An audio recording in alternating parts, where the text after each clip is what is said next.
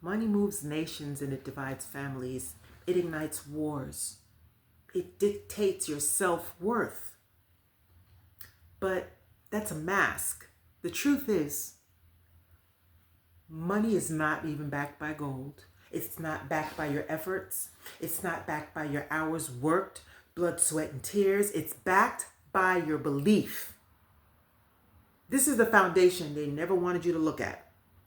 Okay? Behind the script, they tell you go to school, follow the rules, work until your bones crack, and then maybe one day you'll earn enough to feel safe. Safety is never the goal. Their goal was control.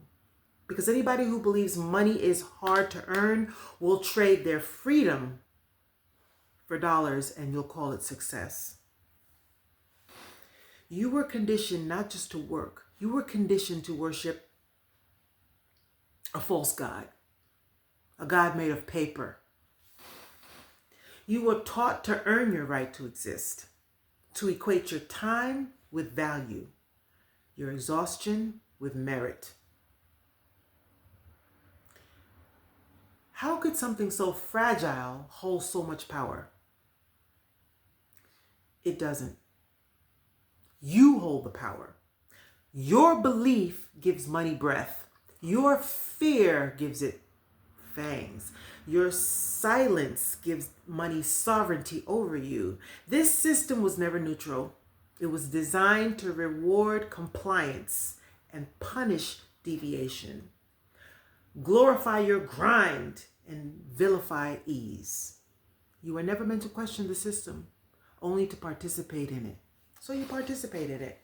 You trade your time for tokens. You sacrifice your joy for security. You bury your intuition beneath deadlines and debt, and you play this game that was never yours. These rules were designed to keep us tired and to keep you perpetually reaching.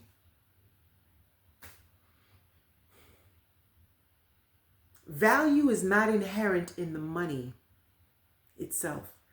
It's a projection of your consciousness. It's a story that they tell you. And then it calcifies into a reality. The currencies, the stock market, it all collapses on doubt. And when your belief crumbles, so does the system that's built upon it. This has happened before. Think the Great Depression. Because no matter how fortified the illusion, the foundation is air. It's fiat. It's not real. That's why the wealthy people play by different rules. The wealthy people understand the game is energy. They bend reality because they believe they can. The wealthy people, they don't ask for permission. They assume permission.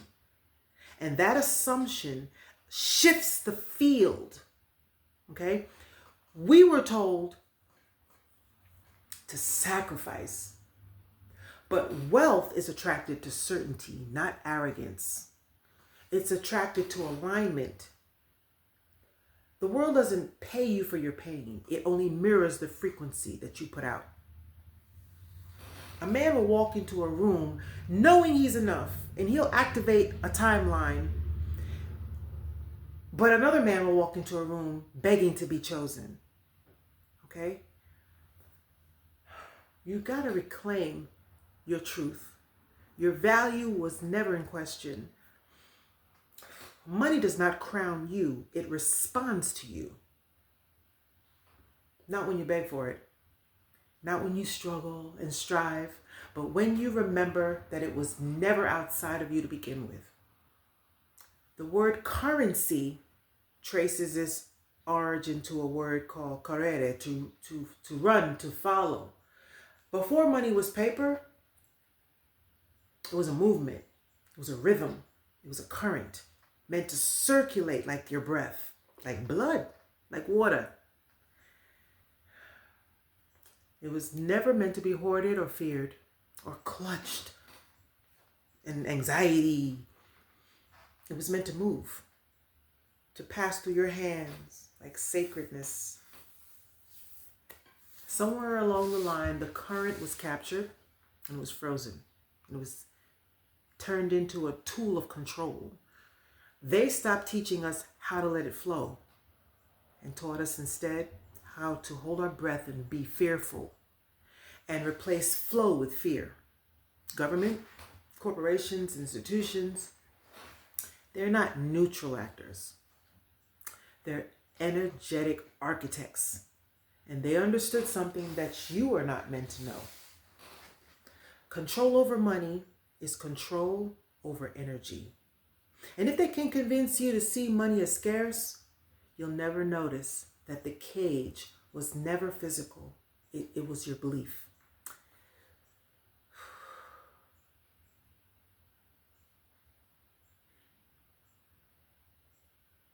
You become your own jailer.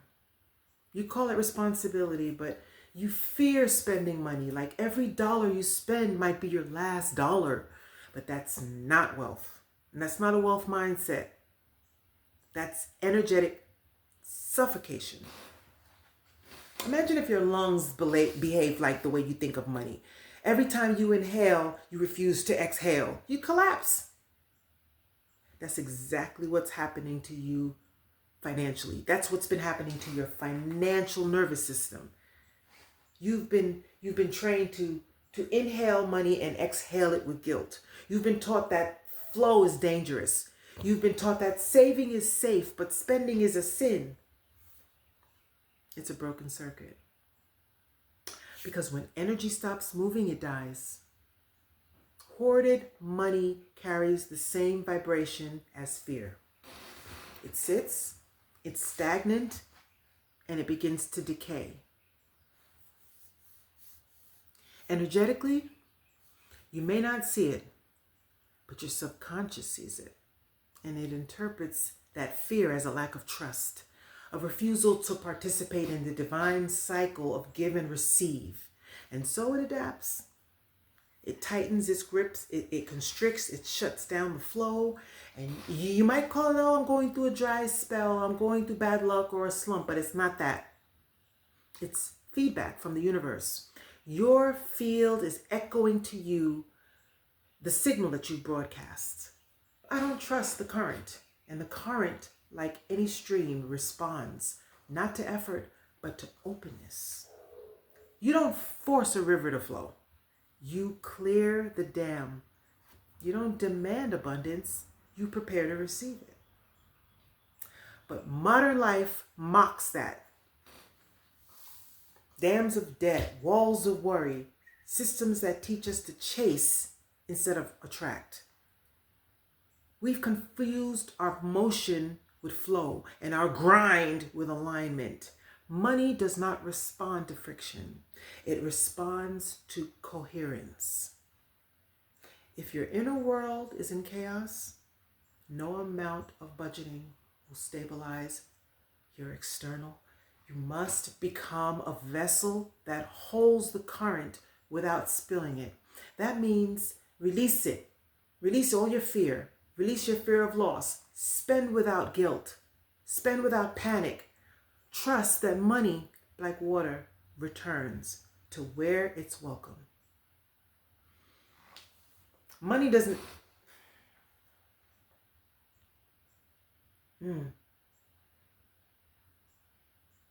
When you truly grasp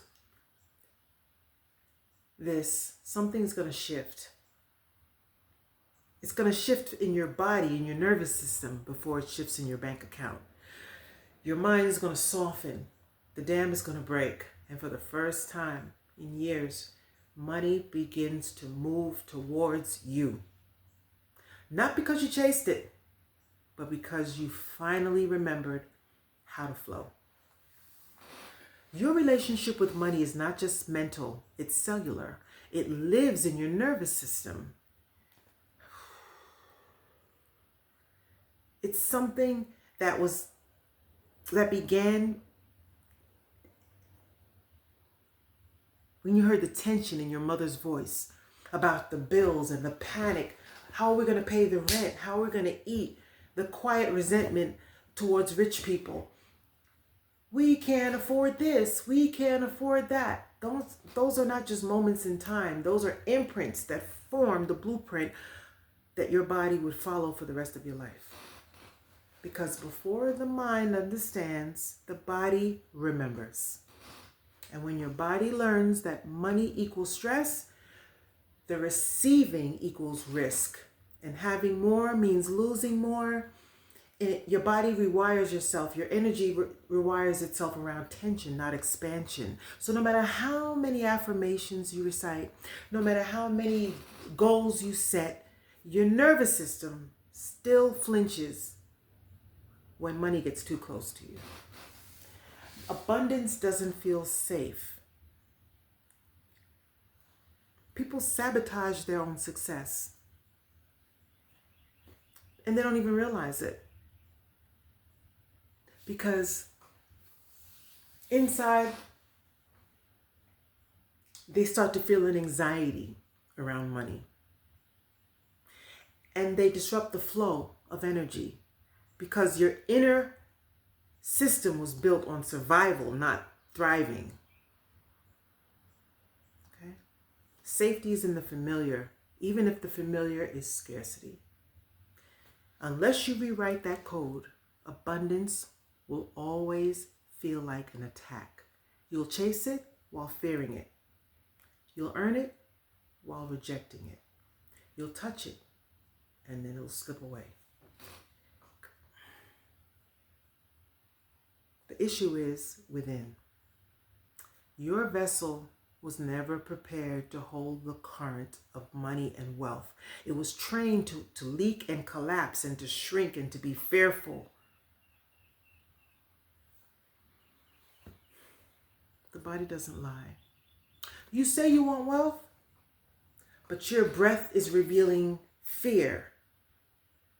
Do you inhale and do you relax when you think about money, or do you feel fearful and does your chest get tight? Do you get upset when you look at your bank statement?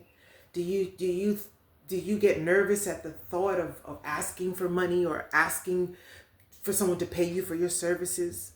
Those are all indications that your inner world is running on a frequency of fear. No external strategy can override that. You have to go to the root cause. You have to rebuild your vessel.